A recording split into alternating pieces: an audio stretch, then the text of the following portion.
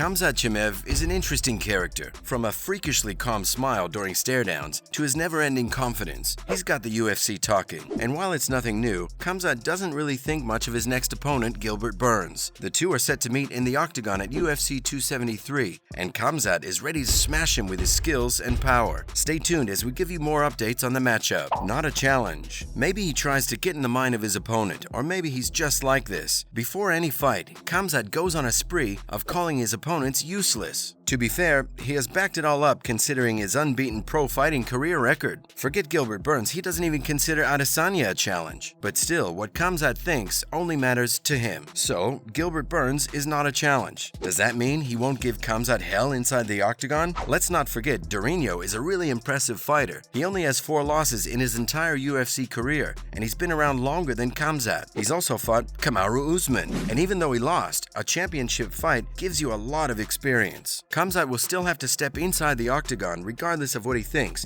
and show his worth once again because Gilbert is a significant step up from his previous opponents. Talking to RT Sport, Khamzat said that he's confident as usual and will smash Burns with his skills and power. He further added that even though anything can happen in a fight, he'll go in there and do what he always does, win. Khamzat is still, however, in the process of getting his US visa renewed. It'll expire at the end of March, so technically the fight is scheduled, but it's not completely confirmed. Road to the belt. Confidence is always good, but Khamzat has to win this fight, because if he doesn't, he misses out on the chance to possibly go on a championship run. If Khamzat is able to pull off a win over Gilbert Burns, he'll probably be facing Colby Covington, winner of the main event at UFC 272. Next in line is Kamaru Usman, and while Kamaru is out due to an injury, Khamzat can still get a shot at the interim welterweight title. Since Kamaru got injured, Dana White has named Leon Edwards as the #1 contender, so it's possible that Khamzat may even get a #1 contender fight. UFC legend Chael Sonnen also believes that Chimaev is probably the only fighter skilled enough to become a double champ. In an interview with the Schmo, Sonnen said, "If I had to pick just one guy to do it, I'd pick Khamzat. He has a lot of hard work ahead of him, but he's the only fighter who can become a UFC champ.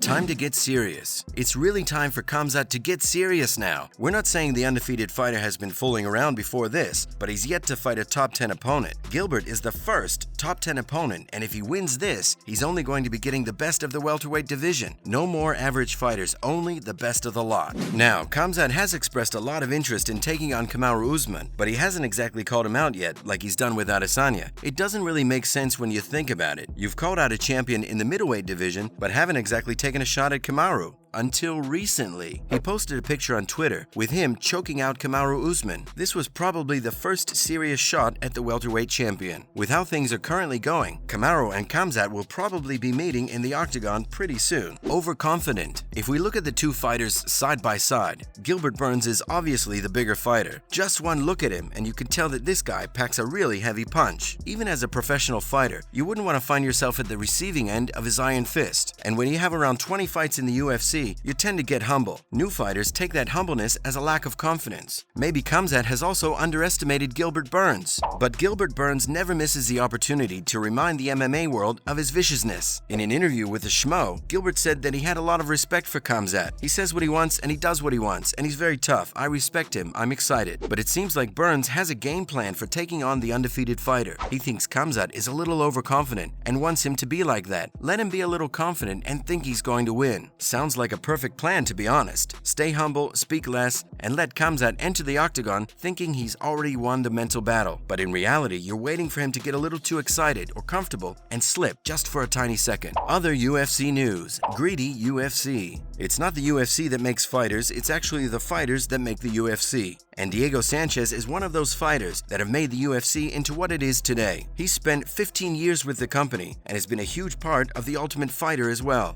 And Dana White loves Sanchez for what he's done for the promotion. When Sanchez was released from the UFC, Dana White told press and media that he'll always be respected for what he's done for the UFC. "I love him, and if he ever needs me, I'm only one phone call away." A lot of love going around, right? But it's one-sided. Diego Sanchez doesn't feel the same way about Dana White or the UFC. In fact, he thinks the promotion will probably burn to the ground or be replaced by something better and more exciting. In a recent interview with BJPenn.com, Sanchez said that the UFC knows what needs to be improved, but they aren't putting in that effort. He also expressed that the UFC is just a greedy business now. All they want to do is make billions while fighters get nothing. He's right, you know. Fighters step into the octagon and put their minds and bodies at risk, only to entertain fans and put food on the table. And not only that, they also step into the octagon to build the company. The UFC veteran is now signed with Khabib's promotion Eagle FC. He told BJPenn.com that while it's certainly a pay cut, it's the values that are important. He said he enjoys being at the organization because it values him and what he's done for the sport. Looks like Dana White will eventually have to start taking care of fighters, or else it's not going to be looking too good for the company. We'll probably start seeing some fighters leave the promotion. Don't believe us? Look at Francis Ngannou, a big name. Remember when we said it's the fighters that make the UFC? It's true. And if you don't agree, think of Conor McGregor. He's currently the biggest name in the UFC, and despite being out because of a horrific leg injury last year, he's still the hottest prospect set to return later this year. And ever since he's announced his return, fighters have been flocking in attempts to get a fight against McGregor because, well, let's face it, it's a game show. It's the fight business. A good fight will mean good business, and McGregor's comeback fight will generate a lot of business. Now, Masvidal and Diaz are being considered as opponents for the Irishman's comeback fight, but McGregor has called out Charles Oliveira for the lightweight title. Michael Chandler has also been trying to get a shot at him. Still, Chandler said he wouldn't be too surprised if McGregor got the lightweight title fight, but it's really nice to see mutual respect between the two fighters. Chandler revealed that there will never be another McGregor in the sport. He also expressed that the sport is better with McGregor in it, whether you like him or not. And when Chandler posted a picture of him and the Notorious facing off, McGregor replied to the tweet by saying, "I'm doing it at some stage for sure." Back but not the same. On the other hand, Conor has been looking really good ahead of his return to the UFC. He's recovered well after his gruesome injury at UFC 264, but coming back after an injury like that will always leave a psychological impact on the fighter. You'll always be a little worried about that leg because, let's face it, it's not like how it used to be. Nevertheless, being able to come back after something like that is an achievement in itself. He'll probably be back, but he won't be the same. It was always fun to watch Conor. We're hoping he comes back and gives us even more bloody entertainment inside the octagon. That's it from our side, folks, so what do you think? Will Khamzat be able to walk his talk at UFC 273? Does he have it in him to take on the two Nigerian champions? Let us know what you think in the comments below. Don't forget to like this video and subscribe to the channel for more exciting videos. Thanks for watching and see you next time.